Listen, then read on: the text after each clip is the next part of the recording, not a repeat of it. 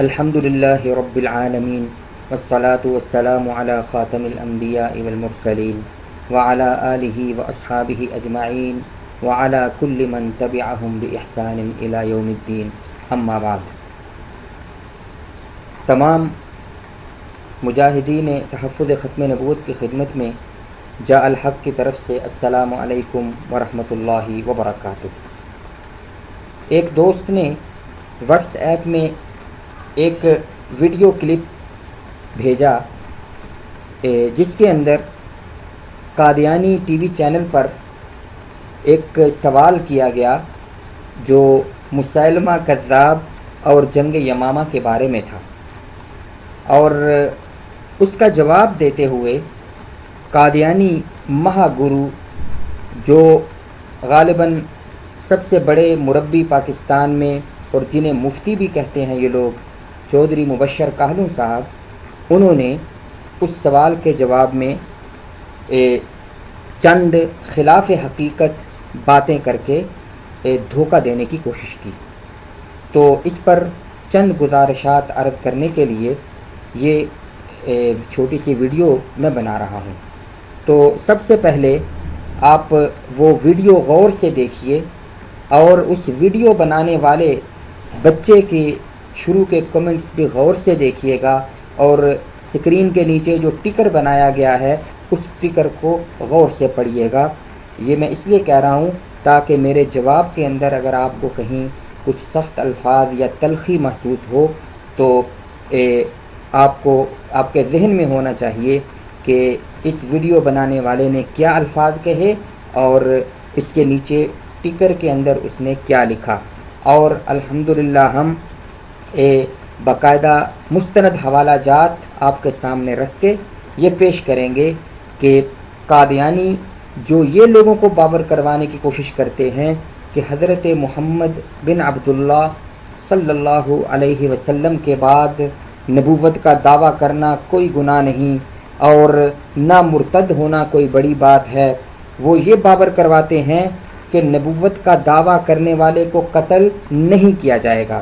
اسی طرح وہ یہ لوگوں کو دھوکہ دیتے ہیں کہ مرتد کو بھی قتل نہیں کیا جائے گا۔ تو جب ان کے سامنے مسیلمہ کذاب یا وہ مرتدین جو نبی کریم صلی اللہ علیہ وسلم کے وصال کے بعد مختلف عرب کے قبائل مرتد ہوئے اور اس مرتد ہونے کی وجہ سے صحابہ کرام نے جو ان کے خلاف کارروائیاں کی اور انہیں قتل کیا، تو اس بات کا وہ جب جواب نہیں دے سکتے تو وہ بات کو اس طرف لے جاتے ہیں کہ نہیں جی ان کو اس لیے قتل نہیں کیا گیا کہ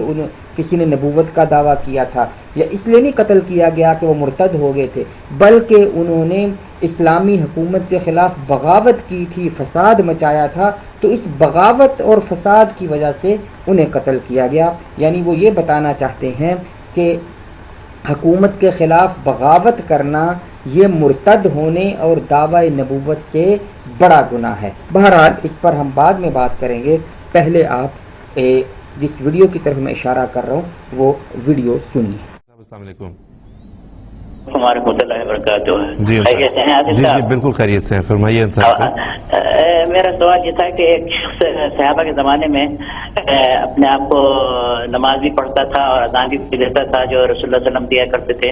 مگر اس نے کہا کہ میں رسول اللہ ہوں، جیسے کہ حضور صلی اللہ علیہ وسلم رسول اللہ ہیں، تو اس پر تمام صحابہ نے اس کے خلاف جنگ کی، اس کی وجہ کیا ہے؟ دوسرا سوال یہ ہے کہ مرتد کے معنی کیا ہیں، ذرا سمجھائیں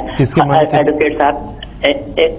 تو اب مرتد اگر کچھ ثابت ہو جائے تو اس کی کیا سزا ہے اسلام میں؟ اچھا جی ٹھیک ہے، ہم ایسا کرتے ہیں کہ پہلا سوال جو انہوں نے پوچھا کہ صحابہ کے زمانے میں، خلفاء راشدین کے زمانے میں ایک ایسا شخص تھا جو نماز بھی پڑھتا تھا اور دیگر تمام ارکان پہ بھی عمل کرتا تھا مگر نبوت کا دعوے دار تھا، تو ایسے شخص کے خلاف انہوں نے کارروائی کی۔ جی اس سوال میں تھوڑی سی تاریخی غلطی ہوئی ہے، میں پہلے اس کی درستگی کروا دوں۔ ہمارے معزز مہمان نے جو فرمایا کہ صحابہ کے زمانے میں مسیلمہ کذاب نے دعوے نبوت کیا، یہ بات درست نہیں ہے۔ مسیلمہ کذاب نے حضرت رسول پاک صلی اللہ علیہ وسلم کی زندگی میں دعوے نبوت کیا، اپنی فوج لے کے مدینہ منورہ میں آیا۔ اگر کسی انسان کا دعوی نبوت کرنا اس کے خلاف لڑائی کا سبب بنتا تو حضرت رسول پاک صلی اللہ علیہ وسلم جن پہ شریعت کا نزول ہوا، جب اس نے دعوی نبوت کیا آپ کی زندگی میں، اسود انسی نے آپ کی زندگی میں دعوی نبوت کیا، بلکہ بخاری شریف کی حدیث ہے کہ حضرت رسول پاک صلی اللہ علیہ وسلم فرماتے ہیں کہ میں نے خواب میں دیکھا کہ میں نے دونوں ہاتھوں میں سونے کے 2 کڑے پہنے ہوئے ہیں اور میں نے ان کو پھونک مار کے اڑا دیا۔ صحابہ نے عرض کی یا رسول اللہ آپ نے اس کی کیا تعبیر فرمائی؟ آپ نے فرمایا اس کی تعبیر یہ ہے کہ 2 کذاب ہیں جو میرے بالمقابل نکلیں گے اور میں ان دونوں کے درمیان، ان میں سے ایک مسلمہ ہے اور ایک اسود انسی ہے۔ تو اگر کسی انسان کا دعوی نبوت کرنا اسے قتل کا مستحق بناتا، اس کے خلاف لڑائی کا مستحق بناتا، تو حضرت رسول پاک صلی اللہ علیہ وسلم اس کے دعوی نبوت کے بعد اندازاً میرا خیال ہے کہ 6 مہینے کے قریب دنیا میں زندہ رہے، تو آپ اس کے خلاف لڑائی کا اعلان کرتے۔ مگر آپ نے وہ جو اپنے ملک کا باشندہ ہے اس کے خلاف لشکر کشی نہیں کی، اس کے خلاف لشکر کی تیاری کا حکم نہیں دیا، بلکہ اسامہ بن زید کی سرکردگی میں روم کی سرحد پہ جانے کی لشکر کی تیاری کا حکم دیا۔ آپ مرض الموت میں بیمار تھے اور لشکر کی تیاری ہو رہی تھی، اسی اسنا میں آپ کا وصال ہو گیا اور وہ لشکر رک گیا۔ حضرت ابوبکر رضی اللہ عنہ جب خلیفہ بنے تو انہوں نے بھی یہ نہیں فرمایا کہ پہلے مسلمہ کذاب اور اسود انسی کے خلاف ہم لڑائی کریں، بلکہ اس لشکر کو بھجوایا۔ تو اس کے خلاف لڑائی کا سبب کیا بنا؟ اس کا دعوی نبوت نہیں، اس کی مسلح بغاوت۔ اس نے اپنے علاقے میں جو خلافت اسلامیہ کی طرف سے عامل مقرر تھا اس کو شہید کر دیا، جو زکوٰۃ کی وصولی کی رقوم تھی اور چیزیں تھیں وہ اس نے چھین لی، اور اس علاقے میں جتنے مسلمان تھے سب کو کہا کہ یا اسلام چھوڑ دو یا گردنیں کٹوا لو۔ تو جن لوگوں نے اسلام چھوڑ دیا وہ بچ گئے، جنہوں نے اسلام نہیں چھوڑا اس کی دھمکی کے نتیجے میں اس کو انہوں نے شہید کر دیا۔ تو یہ ہر حکومت کا فرض ہے کہ جو انسان اس کی حکومت کی حدود کے اندر لا اینڈ آرڈر کا مسئلہ پیش کرے اس سے وہ نمٹتی ہے۔ تو حضرت ابوبکر صدیق رضی اللہ عنہ نے اس کے خلاف اس لیے لشکر کشی کی، اس کے خلاف اور دوسرے لوگوں کے خلاف، کہ انہوں نے فوجیں تیار کر کے اسلامی حکومت کے خلاف مسلح بغاوت کی کارروائی شروع کی، کیونکہ رسول پاک صلی اللہ علیہ وسلم کی زندگی میں اس نے صرف دعوی نبوت کیا تھا، مسلح بغاوت نہیں کی تھی، اس لیے آپ نے اس کے خلاف کسی لشکر کا کے لیے مرزا غلام محمد قادیانی کی کتابوں کو پڑھو، ان مربیوں اور ان شعبدہ بازوں کی باتوں میں نہ آؤ۔ غلام قادیانی کی کتابوں کو پڑھو اگر تم قادیانیت کو اور اپنے دین کو اور اپنے مذہب کو سمجھنا چاہتے ہو، نہ تم اسلام کو سمجھتے ہو وہ کیا ہے، اور افسوس کی بات ہے کہ تم اپنی مرزائیت کو بھی نہیں جانتے کہ وہ کیا ہے۔ آؤ میں تمہیں مختصر طور پہ بتاؤں مبشر کاہلو کی اس دھوکے اور دجل و فریب کی طرف۔ مبشر کاہلو نے اپنی اس مختصر سی گفتگو میں پہلے تو یہ ایک باور کروایا، اس نے ایک یہ کہا کہ مسیلمہ کذاب نبی کریم صلی اللہ علیہ وسلم کے زمانے میں اپنی فوج لے کر مدینہ منورہ میں آیا۔ اس سے اس نے یہ دھوکہ دینے کی کوشش کی ہے کہ جیسے وہ فوج لے کر تو ڈرانے کے لیے یا مدینہ منورہ پر حملہ کرنے کے لیے آیا تھا، حالانکہ ایسی بات نہیں ہے۔ احادیث کے اندر، روایات کے اندر صرف یہ ہے کہ وہ اپنی قوم کے بہت سے لوگوں کو ساتھ، بہت سے آدمیوں کے ساتھ ایک وفد کی صورت میں مدینہ منورہ آیا، اور وہاں آ کے اس نے دعوی نبوت نہیں کیا تھا، بلکہ کیا کہا تھا یہ میں ابھی آپ کو بتاتا ہوں۔ دوسری بات، مبشر کاہلو نے نبی کریم صلی اللہ علیہ وسلم کے خواب کی طرف اشارہ کیا کہ جس کے اندر آپ نے فرمایا کہ مجھے خواب میں دکھایا گیا کہ میرے ہاتھوں میں سونے کے 2 کنگن ہیں، تو اس کی تعبیر مبشر کاہلو یہ کہتا ہے کہ آپ نے فرمایا اس کی تعبیر یہ ہے کہ 2 کذاب ہیں جو میرے بالمقابل نکلیں گے۔ یہ بالمقابل کا لفظ مبشر کاہلو نے اپنی شاید قادیانی مرزائی الہام سے لیا ہے، کسی روایت حدیث کے اندر یہ لفظ نہیں ہے کہ میرے بالمقابل نکلیں گے۔ اور مزے کی بات، وہاں پہ جو لفظ ہے نا اس روایت کے اندر، وہ لفظ ابھی میں آپ کو بتاؤں گا اس سے مبشر کاہلوں کا سارا دھوکہ زمین بوس ہو جاتا ہے۔ بہرحال،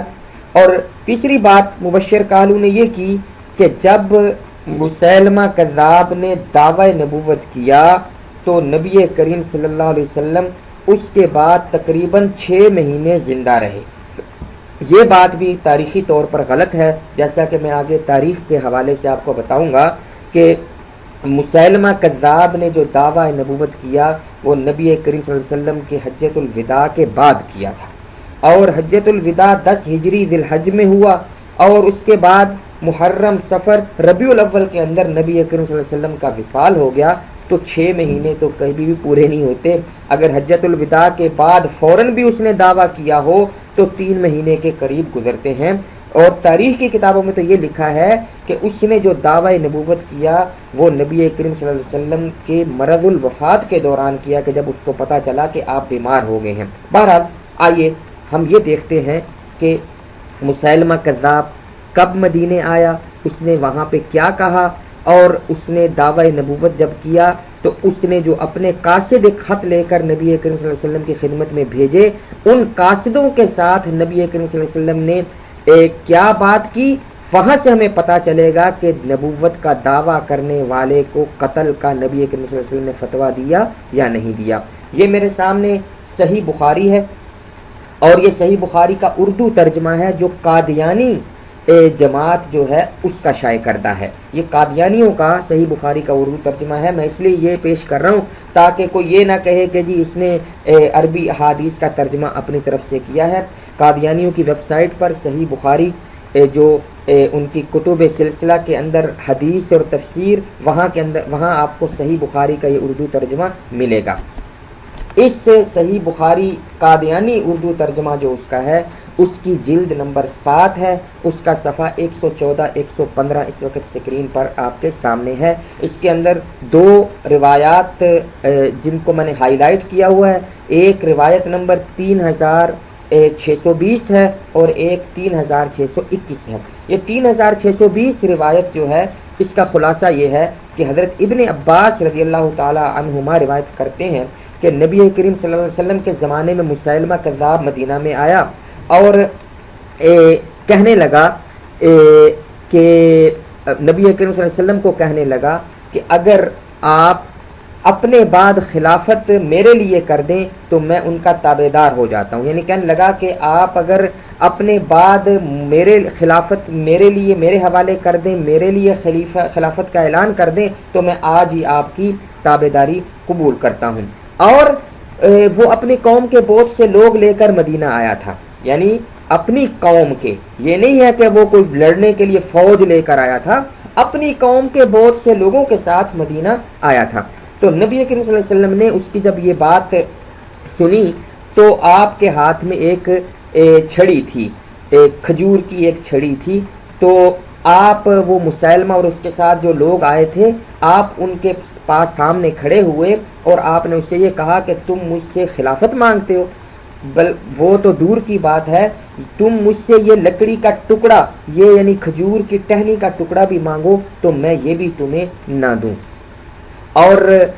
آپ نے فرمایا کہ اللہ نے جو بات تمہارے لیے مقدر کیا تم اس سے آگے ہرگز نہ بڑھ سکو گے، اور آپ نے فرمایا کہ میں تمہیں وہی دیکھتا ہوں جو مجھے تمہارے متعلق دکھلایا گیا۔ یہ ہے اس کے مدینہ منورہ آنے کا ذکر، اور یہاں اس نے کہیں بھی نبوت کا دعویٰ نہیں کیا، بلکہ وہ یہ کہہ رہا ہے کہ آپ اپنے بعد خلافت میرے نام کریں۔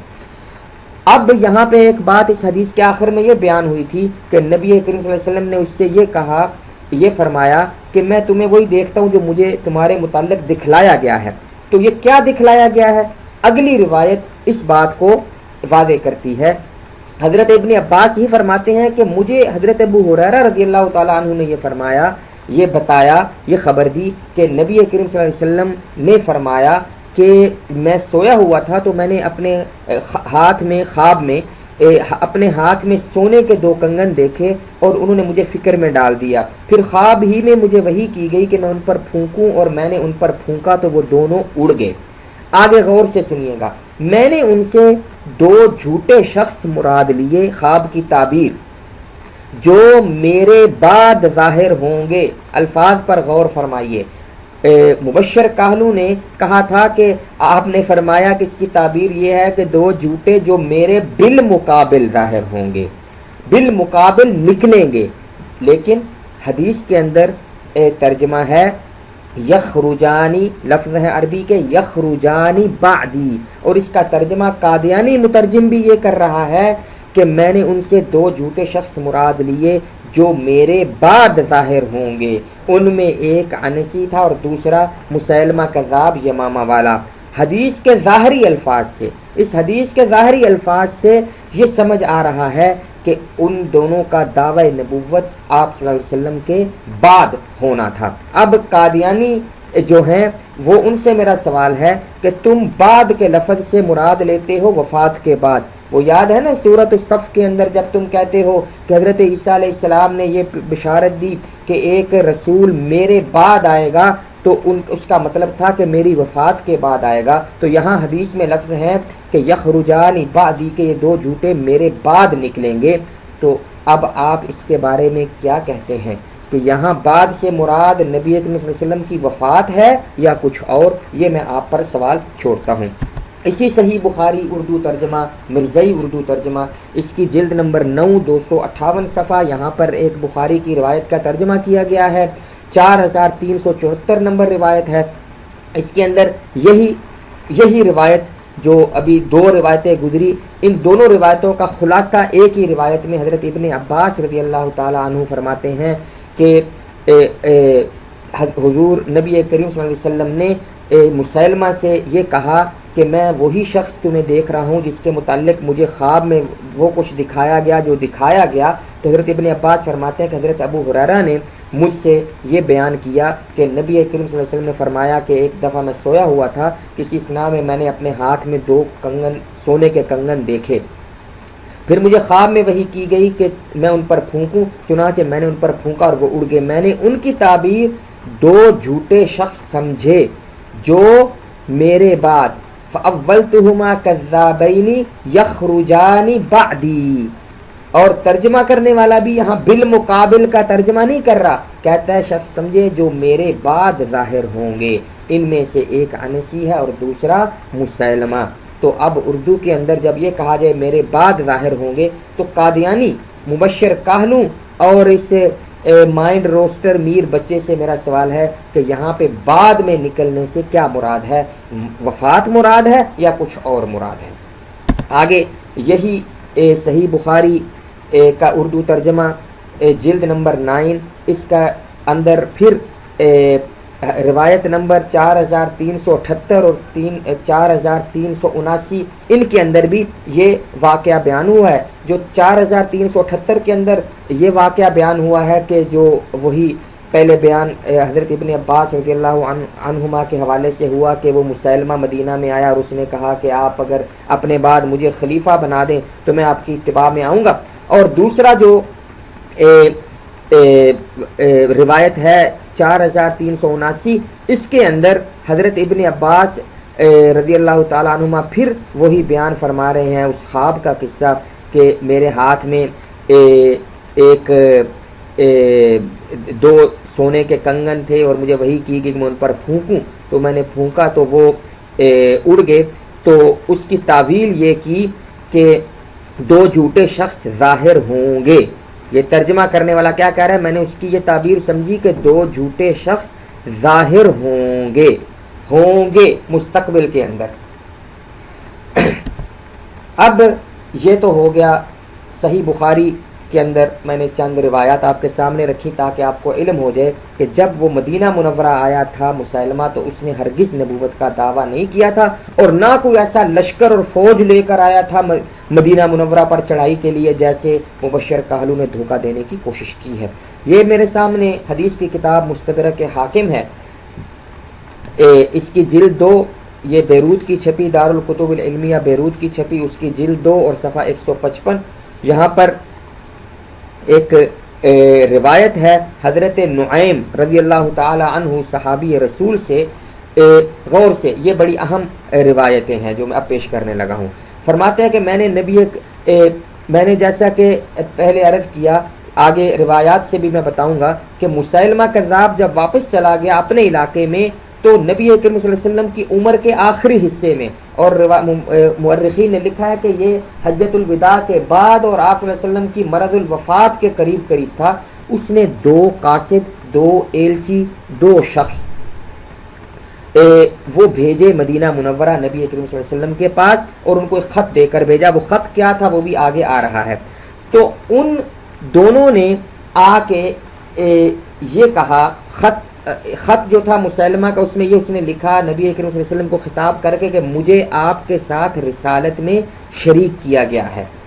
بالکل وہی دعویٰ جو مرزا قادیانی کا ہے کہ میں تو وہی محمد الرسول اللہ ہوں جو دوبارہ آیا ہوں، یعنی کہ نعوذ باللہ مجھے دوبارہ نبی کریم صلی اللہ علیہ وسلم کو میری صورت میں بھیجا گیا، کیا مطلب کہ مجھے آپ کی رسالت میں شریک کیا گیا۔ بالکل وہی دعویٰ تھا مسلمہ کا، اس کا کوئی الگ سے نبوت کا دعویٰ نہیں تھا، وہ نبی کریم صلی اللہ علیہ وسلم کی رسالت کی گواہی بھی دیتا تھا، لیکن اس نے کیا لکھا کہ مجھے آپ کے ساتھ رسالت میں شریک کیا گیا ہے۔ تو نبی کریم صلی اللہ علیہ وسلم نے اس کے جو دونوں قاصد تھے ان سے پوچھا، یہ روایت ہے آگے، کہتے ہیں کہ میں نے نبی کریم صلی اللہ علیہ وسلم سے سنا آپ نے یقول لرسول مسیلمۃ حین قرأ کتاب مسیلمۃ، جب آپ نے مسیلمہ کا وہ خط پڑھا تو آپ نے اس کے دونوں قاصدوں سے یہ فرمایا ما تقولان انتما، تم دونوں کیا کہتے ہو، تمہارا کیا خیال ہے؟ تو قالا نقول کما قال، ان دونوں نے کیا کہا کہ ہم وہی کہتے ہیں جو مسیلمہ نے کہا۔ کیا مطلب کہ مسیلمہ نے جو کہا ہے نا کہ اس سے آپ کے ساتھ رسالت میں شریک کیا گیا ہے، تو ہمارا بھی وہی عقیدہ ہے۔ تو آگے نبی کریم صلی اللہ علیہ وسلم نے فرمایا اما واللہ لولا ان الرسل لا تقتل لضربت اعناقکما، اللہ کی قسم اگر جو قاصد ہے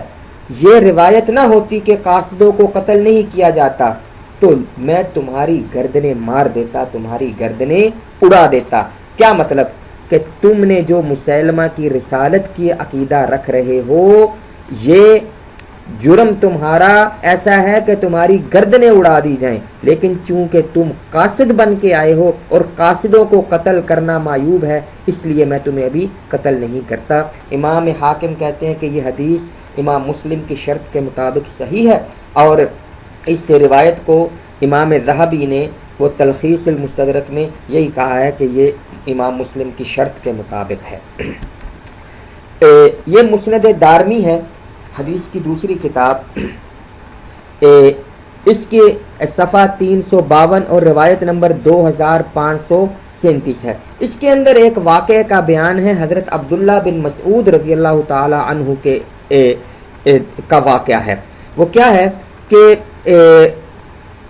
ابن معیز السعدی وہ بیان کر رہے ہیں کہ ہم جو ہے میں ایک باہر نکلا تو بنی حنیفہ مسیلمہ کذاب کا قبیلہ ہے، ان کی ایک مسجد پر میرا گزر ہوا تو میں نے وہاں پہ دیکھا لوگوں کو کہ وہ مسیلمہ، وہ یہ گواہی دے رہے ہیں کہ مسیلمہ اللہ کا رسول ہے، وہ یہ کہہ رہے تھے کہ مسیلمہ اللہ کا رسول ہے۔ تو یہ کہتے ہیں کہ میں حضرت عبداللہ بن مسعود جو وہیں کہیں قریب تھے ان کی طرف لوٹا تو میں نے ان کو خبر دی کہ یہ میں نے ایک مسجد میں سنا کہ لوگ مسیلمہ کی رسالت کی گواہی دے رہے ہیں۔ تو آپ نے فبعث الیہم الشرط، آپ نے پولیس یا جو ہرکارے یا جو اس وقت کے وہ